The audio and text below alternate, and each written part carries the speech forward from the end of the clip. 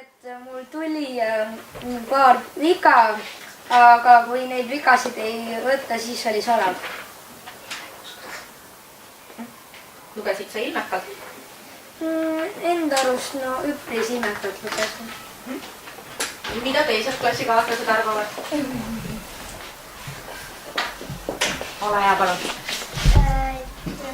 Jah, mõned tead olid, aga muidu luges ta hästi ilmekalt ja soravalt ja... Kas oli hea kuulata? Jah.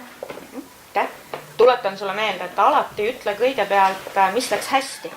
Ja siis alles räägi sellest, mida peaks harjutama, mida peaks teistmoodi tegema. Palun, kes soovib veel öelda oma arvamust? Palun? Minu arust tal läks päris hästi, et siia taha oli kosta küll. Ja ma sain nagu kõigest tekstist aru. Ainult paar viga tekkis. Muidu oli hästi. Ja sinu arvamust? Minu meelest ta luges ka soravalt ja ilmekalt, aga mõned vead tekkisid ja hääletoon oli sama ja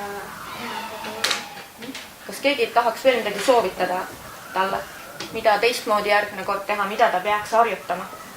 Et võib-olla, kui ta näeb, et on mingi raske sõna, siis ta võiks alguses, kas ta võiks pausi ja siis vaadata, et ta ei tuleks ta valesti. Jah, et mitte kiirustada.